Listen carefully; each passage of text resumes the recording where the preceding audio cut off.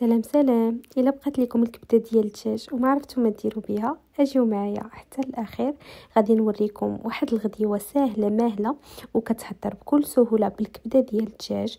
غادي نرافقوا معاها الدنجال اللي غادي نستعملوا فيه غير جوج ديال الدنيجيلات، وغادي يكون غداء مميز ومتكامل. خليوكم معنا، غنبداو نيشان بالمقادير وبالطريقه ديال التحضير. فبالنسبه لينا هنايا عندنا واحد الكميه ديال الكبده، ورقه زيت ناموسه، البصله، مطيشه والربيع، وعندنا الثومه هنايا كيف ما كتشوفوا، ورقه ديال سيد ناموسه والحامض مصير. في هذا الطاجين هذا اللي كيتسمى تاقره غادي نديروا شي شويه ديال الزيت، من بعد غنديروا الضريسات ديال الثومه. بالنسبه للثومه تقريبا شي 2 حتى 3 ديال الضريسات ديال الثومه. كيف ما كتشوفوا كنشعلوا على الطاجين، كنديروا الزيت وكنزيدوا ديك الثومه. ملي كتشحر لنا شويه غادي نزيدوا البصله اللي كنكونوا شلضناها، تقريبا بصله حجم متوسط. غادي نغطيو على الطاجين ونخليو البصيله حتى تشحر وتتبان لينا شي شويه. من بعد غادي نضيفوا غادي نحركو مزيان، وغادي نضيفوا الملحه. كيف ما شفتوا في هذه المرحله غنضيفوا الكبده. هذه المرحله هذه راه باقي ما درنا لا ملحه لا عطريه لا حتى شي حاجه. غادي نزيدو نغطيو على الطاجين ونخليو الكبده حتى تدبل.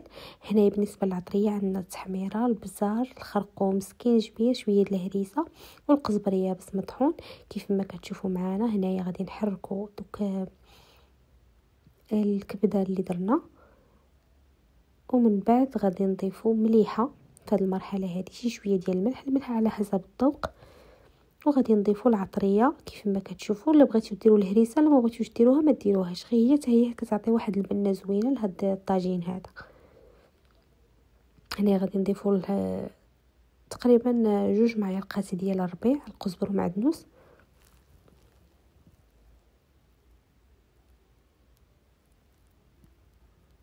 وصافي غادي نخلطوا المكونات مزيان مع بعضياتهم حتى ينسجموا لينا ديك العطريه مع الكبده. هاد الورقه ديال سيدنا موسى راه كتعطي واحد البنه زوينه لهاد الكبده هادي. صافي كنحركوا المكونات مزيان كيف ما كتشوفوا.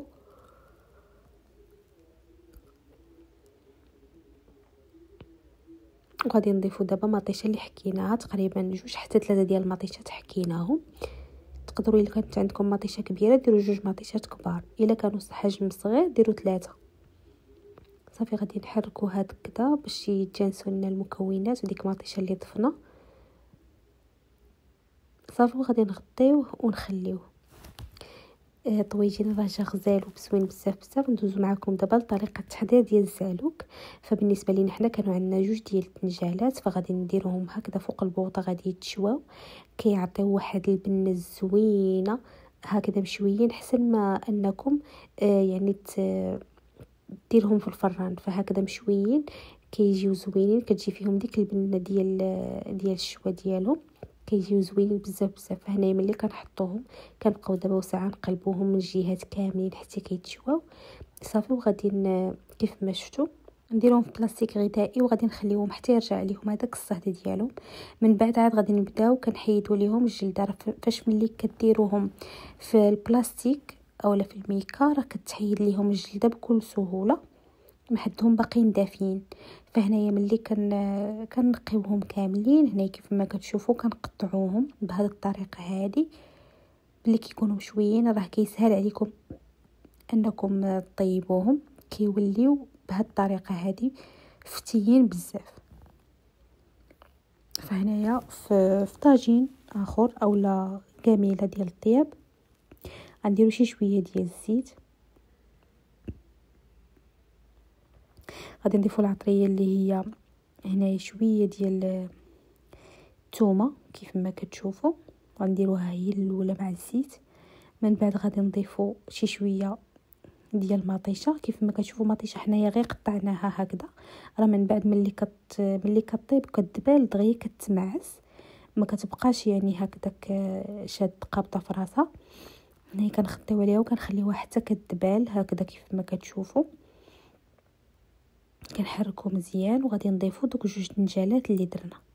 فهذه هي الطريقه ديالنا حنا صراحه ديال الزعلوك، وكتجي غزال الصراحه وبنين بزاف. بالنسبه للعطريه فعندنا شويه الهريسه، شويه الكمون، شويه ديال القزبر يابس مطحون، وشويه ديال التميره. هنايا غادي نديرو معلقه كبيره ديال الربيع اللي هو قزبر ومعدنوس صافي، وغادي نخلطوا المكونات مع بعضياتهم مزيان.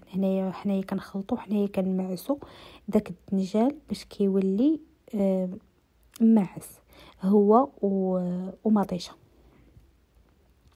صافي كنحاولوا ان نخلطوا المكونات مزيان مع بعضياتهم حتى غادي تجهزوا لينا. هنايا هاد المرحله غادي نضيفوا داك شويه ديال الحامض حتى هو كيعطي واحد البنه زوينه للزعلوك.